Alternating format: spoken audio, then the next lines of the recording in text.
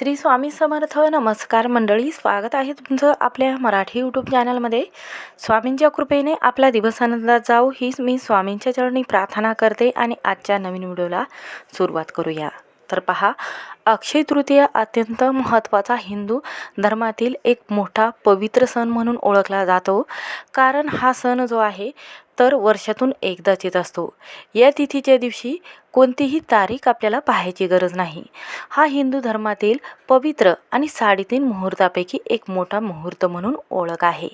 या दिवशी पितराचे स्मरण केले जाते, तर्पण केले जाते, दानधर्म करण्यासाठी आणि आपल्या पितरांच्या नावाने तर्पण करण्यासाठी, पवित्र गंगेमध्ये स्नान करण्यासाठी हा दिवस अत्यंत शुभ मानला जातो. अक्षय तृतीयेला पितरांची पूजा का करावी, कशा पद्धतीने करावी, त्याचबरोबर घरामध्ये जर पूजा करण्यासाठी मुलगा नसेल, मुलगी नसेल, आई वडील नसेल तर पूजा कशी करावी, त्याचबरोबर या दिवशी काय करावे, काय करू नये, अक्षय तृतीयेला पितरांच्या नावाने कोणते तर्पण, त्याचबरोबर आपल्या घरामध्ये सुखसमृद्धी राहण्यासाठी, पितृदोष दूर होण्यासाठी, कुटुंबामध्ये सुखशांती नांदण्यासाठी या दिवशी कोणत्या गोष्टी टाळायच्या आहेत, कोणत्या गोष्टीचे पालन आपल्याला करायचे आहे, त्याचबरोबर या दिवशी पूजाविधी कशी करायची आहे आणि तिल तर्पण जे आहे तर ते कसं करायचं आहे याची संपूर्ण माहिती आपण या व्हिडिओमध्ये पाहणार आहोत. त्यामुळे व्हिडिओ हा शेवटपर्यंत नक्की पहा. चॅनलवर नवीन असाल तर नक्की सबस्क्राईब करा. कमेंटमध्ये ओम पितृदेवताय नमः किंवा श्री स्वामी समर्थ हा मंत्र लिहायला विसरू नका, ज्यामुळे तुमच्या घरामध्ये सुखसमृद्धी राहील. अक्षय तृतीया हा वैशाख महिन्याच्या शुक्ल पक्षाच्या तृतीयेला साजरी केली जाते. या दिवशी कोणतीही नवीन वस्तू खरेदी केली जाते, सोने चांदी खरेदी केली जाते. पण बरेच जणांना या दिवशी सोने चांदी खरेदी करणं शक्य होत नाही. म्हणून या दिवशी सोन्यापेक्षाही अतिशय मौल्यवान अशा वस्तू ज्या माता लक्ष्मीला आकर्षित करत असतात त्या वस्तू खरेदी करून घरामध्ये त्याची पूजा केली जाते. तर अक्षय तृतीया हा दिवस फक्त लक्ष्मी पूजनाचाच नसून तर आपल्या पूर्वजांची आठवण, त्यांना तृप्त करण्याचा आणि पितरांचा आशीर्वाद मिळवण्यासाठी एक सुवर्णयोग तयार झालेला आहे. या दिवशी 2 योग तयार झालेले आहे. एक म्हणजे सर्वार्थ सिद्ध योग आणि एक म्हणजे सर्वार्थ सिद्ध योग आणि दुसरा म्हणजे अमृत सिद्ध योग.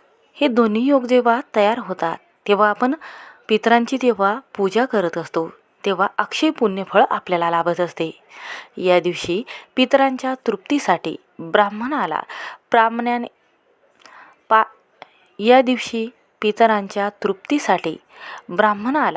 पाण्याने भरलेला मातीचा भाट, तर या दिवशी आपल्या पितरांचा आशीर्वाद प्राप्त होण्यासाठी, त्यांच्या तृप्तीसाठी आणि त्यांना शांत करण्यासाठी या दिवशी ब्राह्मणाला पाण्याने भरलेला मातीचा माठ, कुंभ ज्याला म्हणत असतो, तर हे दान करणे अत्यंत लाभदायी म्हटले जाते. त्याचबरोबर पूर्वजांना तृप्त करण्यासाठी या दिवशी आपल्याला कलशामध्ये काळी तीळ टाकून हे तर्पण करायचं आहे, तर दक्षिण दिशेला तर्पण करायचं आहे. या दिवशी मृत्तिका पूजन आणि वृक्षारोपण करणेही अतिशय उत्तम म्हटलं जातं. या दिवशी कोणत्या वस्तू दान करायच्या आहेत? अन्नदान करू शकता, तर वस्त्रदान करू शकता किंवा माठ दान करू शकता, तांदूळ दान करू शकता किंवा तुम्ही गहू दान केले तरीही चालेल. तर अशा वस्तू आहेत ज्या एखाद्या व्यक्तीला लागत असेल, गरजू व्यक्तीला लागत असेल, त्या वस्तू दिल्या ना तर पितृ हे आपले आपोआपच शांत होतात आणि आपल्या घरामध्ये सुखसमृद्धी ही आपोआपच यायला लागते. तुम्हाला माहीत आहे का की अक्षय तृतीयामागील रहस्य काय आहे? तर याच दिवशी भगवान श्रीकृष्णाने पांडवाला अक्षय पात्र दिले होते. ते एक जादुई पात्र होते. त्यातून अन्नाचा कधीही न संपणारा पुरवठा होता. त्यामध्ये कधीही न संपण्याचा अन्नधान्याचा पुरवठा सामावलेला होता. त्यामुळे वनवासाच्या काळामध्येही पांडवांना कधीही उपाशी राहावे लागले नाही. तर दुसरी गोष्ट अशी आहे की या दिवशी महान ऋषी वेदव्यास आणि भगवान श्री गणेश यांच्या संबंधित काही कथा सांगितल्या गेलेल्या आहेत. असं म्हटलं जातं की अक्षय तृतीया फक्त आपल्या घरातील पूजा नाही, तर पितरांची पूजा करण्याला आणि त्यांचा मानसन्मान करण्याला या दिवशी खूप महत्त्व दिले जाते. या दिवशी पितरांची पूजा करण्याबरोबरच गाईला हा नैवेद्य ठेवला जातो. जो आपण पितरांच्या नावाने नैवेद्य बनवत असतो तोच नैवेद्य गाईला खाऊ घातला जातो, ज्यामुळे आपल्या पितरांचा आशीर्वाद प्राप्त होतो.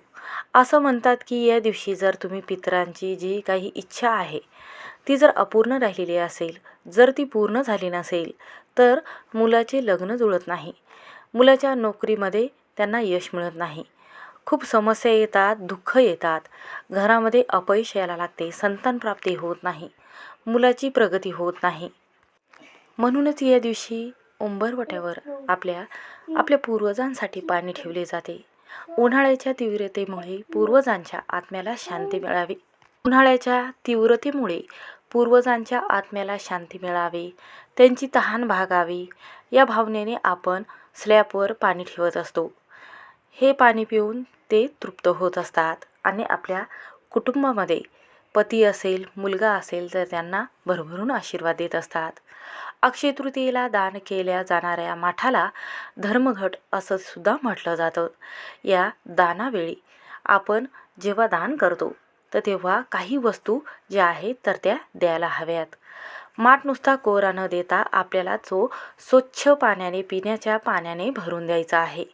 त्यामध्ये थोडंसं जर गंगाजल असेल तर गंगाजल टाकावं आणि काळे तीळ चिमूटभर टाकायचे आहे. वाळा किंवा तुळशीचे पानं तुम्ही टाकू शकता. यामुळे काय होते की आपल्या पूर्वजांचा आशीर्वाद तर लाभतोच, पण भगवान श्रीहरी विष्णू सुद्धा प्रसन्न होत असतात. असं म्हटलं जातं की माठावर खरबूज किंवा आंबा यासारखी जी फळं आहेत तर ती ठेवली जाते.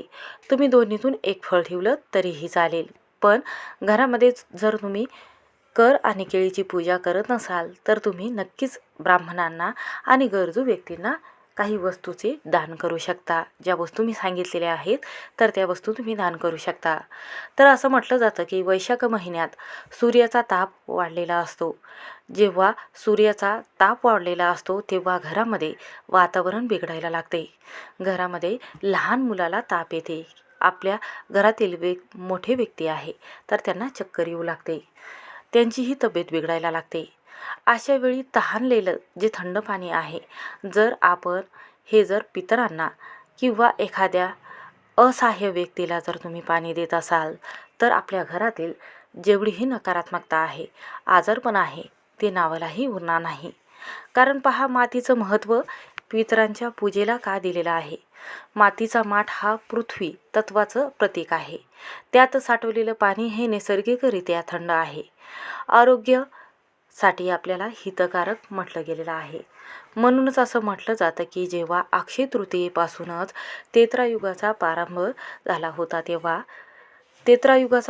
झाला होता तेव्हा याच दिवशी दान धर्माची जी सुरुवात आहे तर ती भगवान श्रीहरी विष्णूच्या चरणापासून अर्पण करून तर आपल्या पितरांच्या नावाने तर्पण करून एखाद्या नदीमध्ये अर्पण केले जायचे.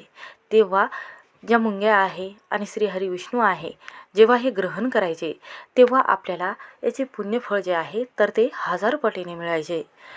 तर असं म्हटलं जातं की अक्षय पुण्याची प्राप्ती जेव्हा होत असते तेव्हा मदनरत्न नावाच्या ग्रंथात असं उल्लेख केला आहे की जो मनुष्य या दिवशी पाण्याने भरलेला कुंभ दान करतो त्याला राजयज्ञासारखे फळ आपल्याला प्राप्त होते.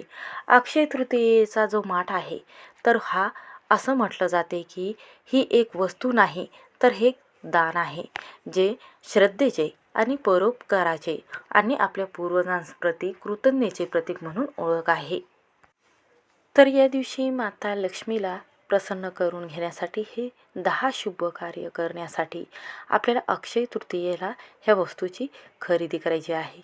तर या दिवशी भगवान विष्णू आणि देवी लक्ष्मी यांची योग्य विधीपूर्वक पूजा आपल्याला एकत्र करून घ्यायची आहे. त्यांना पिवळ्या रंगाची फुले आणि केशर घातलेली खीर जी आहे तर ती अर्पण करावी. या दिवशी 3 वेळा श्रीसूक्तमचं पठण करावं. आपल्या क्षमतेनुसार या दिवशी अन्न, पाणी, वस्त्र, सोना, चांदी किंवा काही औषधे असेल किंवा काही कन्यादान असेल, घर बांधणीसाठी मदत असेल तर एखाद्या गरजू व्यक्तीला दान करावे. तर पहा, तुळशीच्या रोपाला या दिवशी आवर्जून पाणी अर्पण करावे. जेव्हा तुम्ही पाणी अर्पण करता त्या वेळेमध्ये ओम विष्णुदेवाय नमः हा मंत्र म्हणायचा आहे. संध्याकाळी शुद्ध तुपाचा दिवा लावून विष्णू सहस्त्रनामाचं पठण 1 वेळा करायचं आहे. त्याचबरोबर या दिवशी पिवळ्या रंगाचा आपल्याला एखादं साडी जी आहे किंवा कपडे आहे तर ते परिधान करायचे आहेत.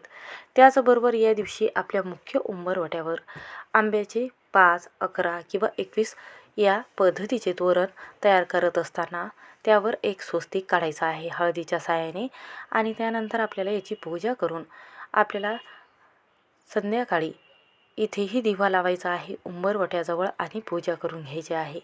आपल्या पूर्वजांचे स्मरण करायचे आहे आणि त्यानंतर हा दिवा सकाळ संध्याकाळ आपल्या मुख्य उंबरवट्यावर लावायचा आहे.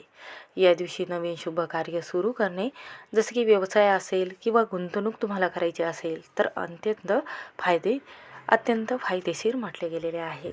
या दिवशी दिवसभरामध्ये कोणालाही अपमान होणार नाही किंवा आपल्याबद्दल काही कोणी बोलणार नाही किंवा आपल्या तोंडातून काही अपमान होण्यासारख्या अशा काही गोष्टी जाणार नाही किंवा आपल्या तोंडातून असा काही शब्द जाणार नाही. तर याची आपल्याला काळजी घ्यायची आहे. कोणाबद्दलही नकारात्मकता या दिवशी बाळगायची नाही. या दिवशी सात्विक अन्न ग्रहण करायचं आहे. कांदा, लसूण किंवा कांदा भाजीमध्येही टाकायचं नाही किंवा तुम्ही स्वतःही खायचा नाही आणि नैवेद्यही द्यायचा नाही. जर तुम्ही हे काम करत असाल तर मग तुम्हाला अक्षय पुण्य फळ मिळत असते. अक्षय तृतीयेच्या दिवशी असं म्हटलं जातं की काही वस्तू आहे, जर त्या वस्तूचं तुम्ही जर दान केलेलं आहे, जेव्हा अक्षय तृतीयेचा सण आला तेव्हा वैश्याने गंगेमध्ये स्नान केले आणि आपल्या पूर्वजांना प्रार्थना केली होती की आंघोळ झाल्यावर घरी जाऊन विधीप्रमाणे देवताची पूजा केली. असं म्हटलं जातं की हा दिवस अत्यंत शुभ मानला जातो. जेव्हा आपल्या घरामध्ये दुःख दारिद्र्य येते ना, तेव्हा घरामध्ये सुखसमृद्धी हवी असते.